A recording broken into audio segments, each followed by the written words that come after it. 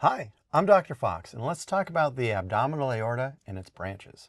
In this video, we'll discuss the spatial relationships and vertebral levels of the major branches of the abdominal aorta. We'll also diagram the major branches of the celiac trunk, superior mesenteric artery, and inferior mesenteric artery. So let's start with the abdominal aorta. So the descending aorta, everything after the arch of the aorta, has two parts: a thoracic part and an abdominal part. These parts are oftentimes just called the thoracic aorta and abdominal aorta. The abdominal aorta begins just distal to the aortic hiatus of the diaphragm, which is located right there. And that's at about the level of the 12th thoracic vertebra. So T12, we have that transition from thoracic to abdominal aorta. Now, when we look at the abdominal aorta, we'll notice that there are several different directions to its branches. So I've made this little illustration here.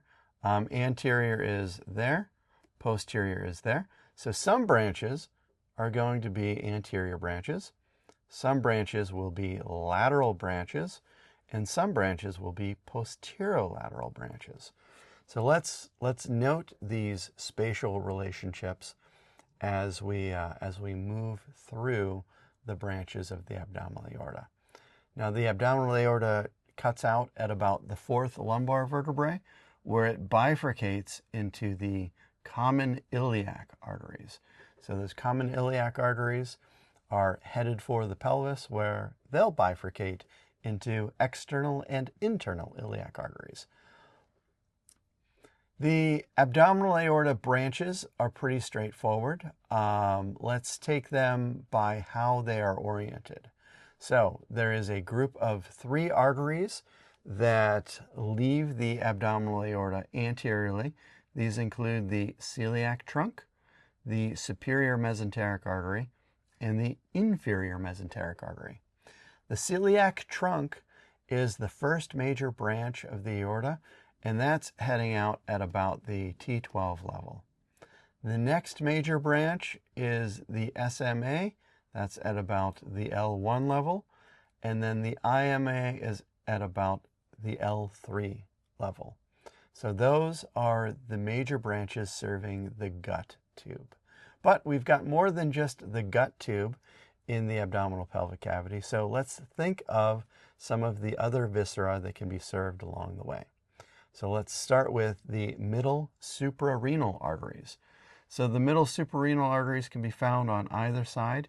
Usually these are just after the celiac trunk, usually coming off at about the L1 level, and they're heading out to the suprarenal glands, aka the adrenal glands that sit atop the kidneys.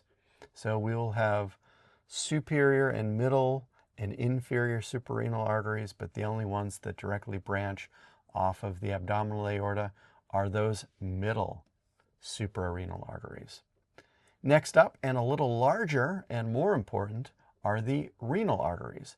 The renal arteries are also exiting at about L1. These are just a little distal to the superior mesenteric artery, and these renal arteries are heading out to each of the kidneys. This is important because the kidneys are dynamic filters of blood, so we need to get a lot of blood to these kidneys, so these renal arteries tend to be quite large. These renal arteries can be the source of those inferior suprarenal arteries.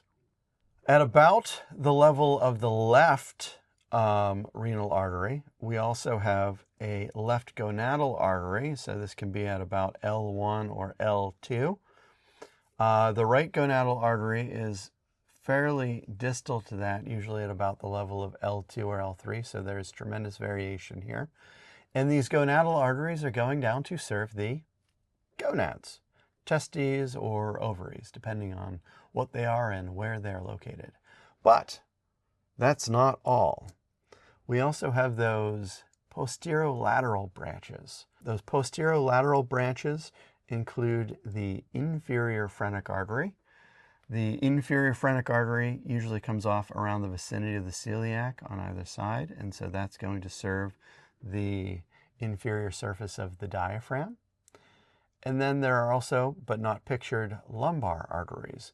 So at each level, L1, L2, L3, and even L4 will have those posterolateral arterial branches going back to serve the posterior body wall through those lumbar arteries. Let's take a look at the celiac trunk and some of its branches. So the celiac trunk predominantly serves the foregut. So that's the abdominal esophagus, the stomach, and the proximal duodenum. So it is coming off immediately distal to that aortic hiatus of the diaphragm.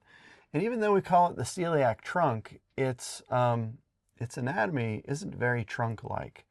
Usually this kind of looks like a blossom or a pinwheel. So there are 3 branches. Superiorly here we have the left gastric artery. That left gastric artery is serving the lesser curvature of the stomach. We then also have the splenic artery. That splenic artery is serving the stomach, the pancreas, and ultimately the spleen.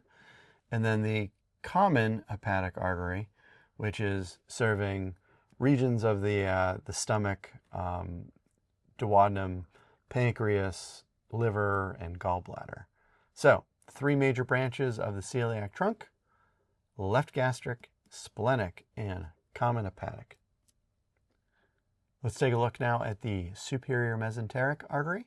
The superior mesenteric artery predominantly serves the midgut, but there are some anastomoses with branches that serve the foregut.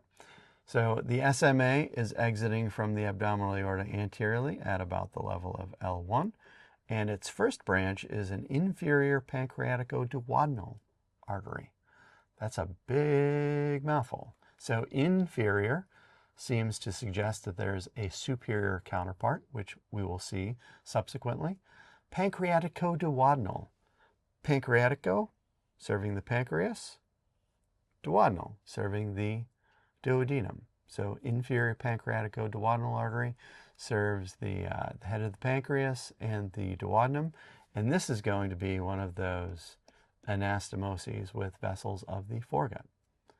We also have intestinal arteries that are exiting the SMA left laterally, and we refer to them as jejunal arteries or branches and ileal arteries or branches. And then we have a suite of colic arteries. An ileocolic artery that's serving the distal ileum as well as the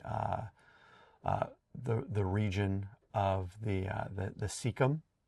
We also have a middle colic artery that serves the transverse colon, a right colic artery that serves the ascending colon, but none of these arteries directly serve the gut tube because we have that large anastomotic cascade known as the marginal artery that all of those feed into, that then subsequently serves the colon through straight arteries. Next up, we have the inferior mesenteric artery. The inferior mesenteric artery is the principal blood supply to the hindgut.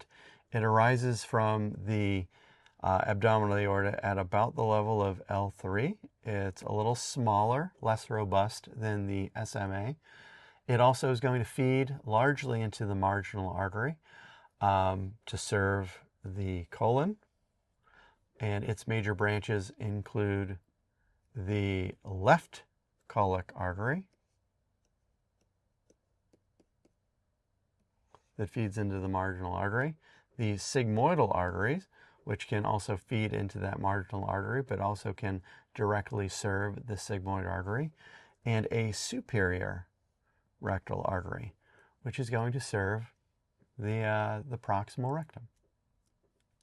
So we've discussed the descending aorta, and specifically the abdominal part of the descending aorta, as well as the spatial relationships and vertebral levels of its major branches. We've also diagrammed out the major branches of the celiac trunk, the SMA, and the IMA on their way to serve the gut tube. Thank you so much for your time, and I'll talk to you later.